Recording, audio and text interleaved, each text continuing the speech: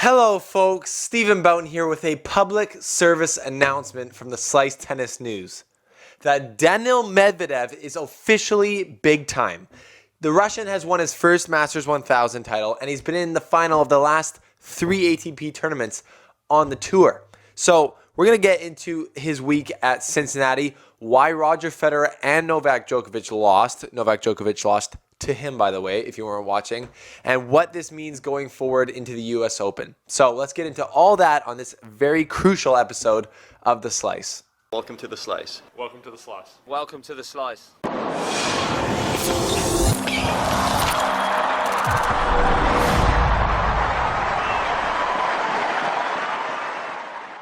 Well, folks, isn't it just fun to be back? Sorry for not posting so much during the tournament. I was away a bit, but now I'm back and I watched some of the matches while I was away and I saw what happened and we're going to break it down right now on this show.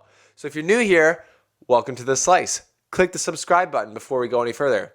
That way you won't miss any of the coverage of the US Open and beyond, and you'll be the best tennis fan you can be because you'll be the most woke on the current issues like the Russian tennis revolution right now.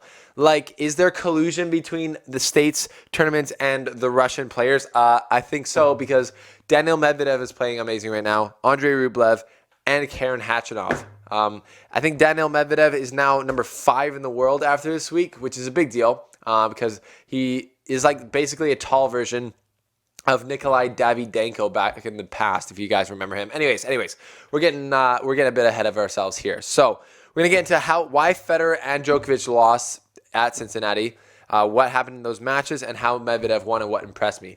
But first, if you aren't subscribed to the Slice Patreon on patreon.com, where you can subscribe for just $4 a month to watch the Front Row Show, you're missing out because we just posted an awesome show last week about Nick Kyrgios's mental breakdown at Cincinnati. We got way into the details, what happened, and we took a look at that. So go over, click the link below, and that'll take you to the Patreon page where you can not miss out on the Front Row Show anymore. Because those of you who are signed up know that it's awesome, and we're getting down to business there. So thanks for the support on that.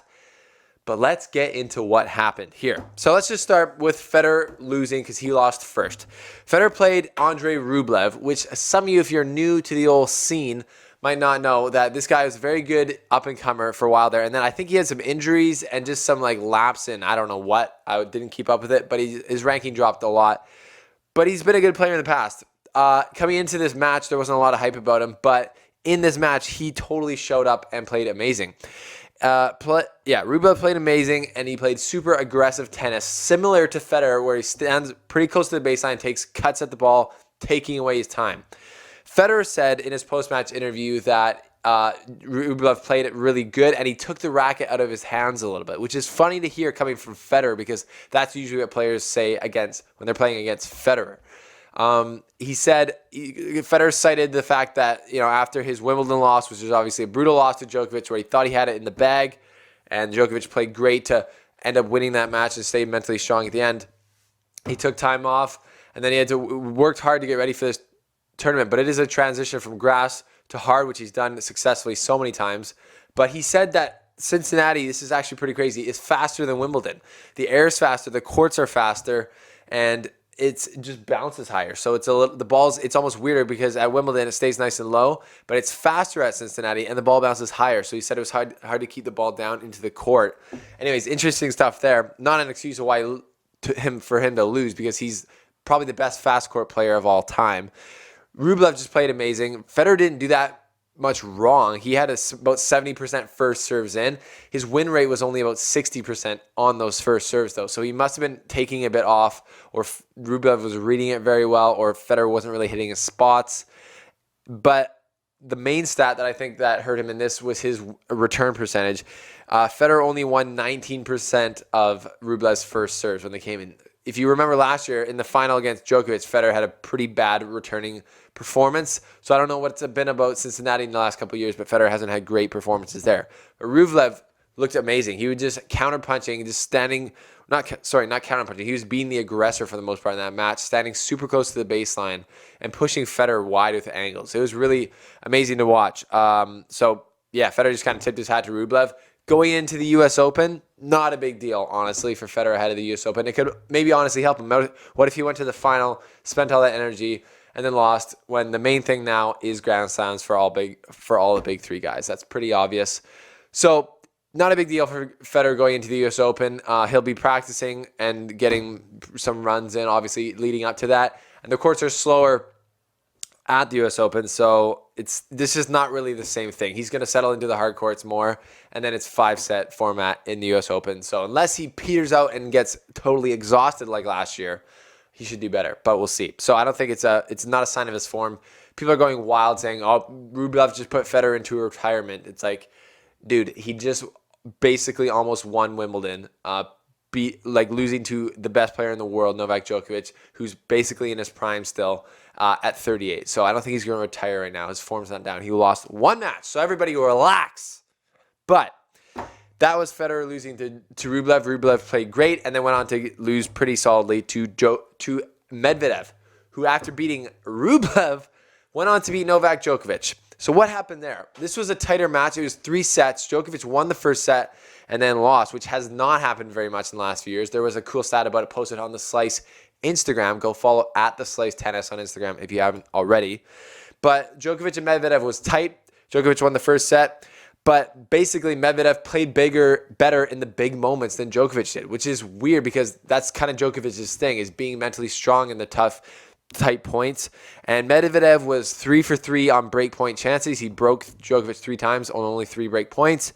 And he just finished out the match, didn't have any nerves playing the world number 1, and played great. Djokovic really didn't do anything wrong. He just lost the match. So again, for Djokovic fans, not a big deal for Djokovic going into the U.S. Open because it is a 5-set format. I'm going to say if you're Djokovic or if you're anyone, you're not going to want to face Rublev in that U.S. Open. But in that match specifically, Medvedev was just able to counterpunch with Djokovic. To me, he has a very similar game style to Djokovic, can rally super well, is comfortable getting pulled out wide, is comfortable counterpunching, and he's just longer than Djokovic. So it's like even scarier. Obviously, we're not making comparisons to their career at this point, but the level and the way they play is very similar. And in this match, like Medvedev almost did a bit better than Djokovic at what Djokovic seems to do best, which is like counterpunch and use angles when people come at you. So craziness from what I saw there. Medvedev, all hats off to him. He went on to beat David Goffin in the final to win. And Medvedev's a funny guy. It's funny watching him after he lost to Kyrgios in the Washington final. If you guys remember, Kyrgios went and talked to a fan and asked like where he should serve.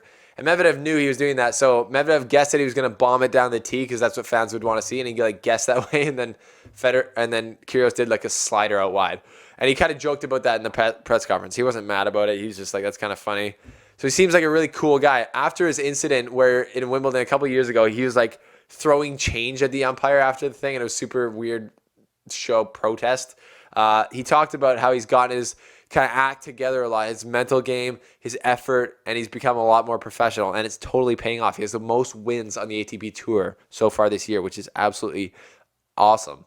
And I just, watching his game in the last 3 weeks, I'm blown away by his ability to be comfortable on the run and defending when he's that big. Like, he's a tall dude. And it's weird. He moves extremely well. He's got really long, flat strokes. Hello. And they're effective from anywhere on the court. Like, he just doesn't miss. Like, it seems like he's so comfortable hitting any shot you can get him. It's like really hard to make him uncomfortable. Kind of like a Djokovic. So, yeah, he's been in 3 out of 3 finals since Wimbledon, Washington, then Montreal, losing to Kyrgios, and then Nadal, and inspired Nadal in Montreal, and then winning in Cincinnati, playing tough players the whole way around. So the question that we're posing is Medvedev the best player in the world right now? Like, he just beat Djokovic, the number 1 player in the world. Federer didn't look that great at Cincinnati, and he's just been good all year. So going into the U.S. Open, one last thing about a stat. This tournament, he had about 80% first serve win percentage, which is high because he has this big flat serve. It doesn't even, like, it looks like a not great motion, but it's just, anyways, it booms. Anyways, so needless to say, Medvedev is playing great. Going into the U.S. Open, you have to say that he's a contender. Like, he just beat Djokovic. He beat all these other guys, and he won the tournament, which means that he can get over the hump, which means he has that killer mentality. We've seen other guys win tournaments, like Khachanov won Paris, Grigor Dimitrov won the 2017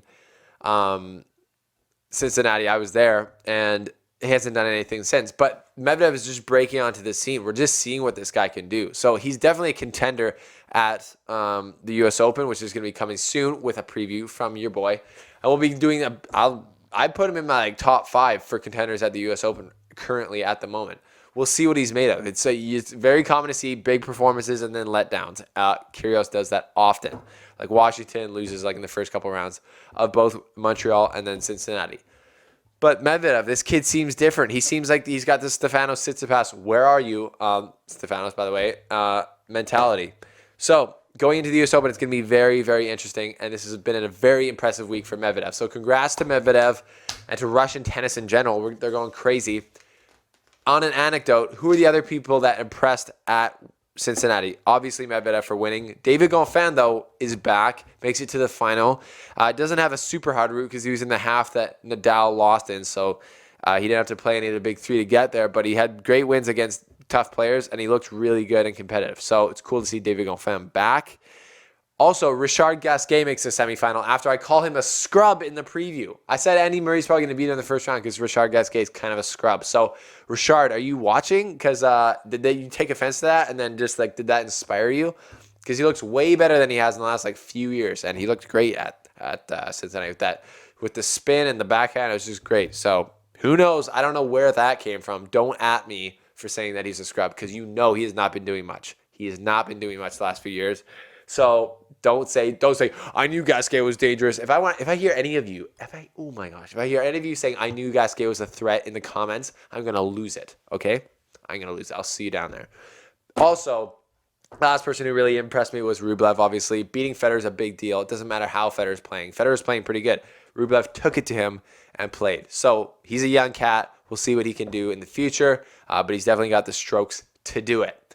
So check out the Slice Patreon. Now's the time to do it. This video is almost over. Click the link below. Check out what we got there, and don't miss out because we're going to have a new thing called Match Companion where we can watch matches together only on the Patreon show because it takes a little bit of money to make this happen. I want to start doing this full time, and I can only do that with your support, and that'll help grow this thing. So thanks for watching The Slice. Thanks for helping us become the #1 independent tennis journalism on YouTube in the world. And we are just getting started at the U.S. Open. We got a preview coming at the end of this week. Stay tuned for more on the Front Row Show and more just on the YouTube in general from your boy, Steven at The Slice. Thanks for tuning in.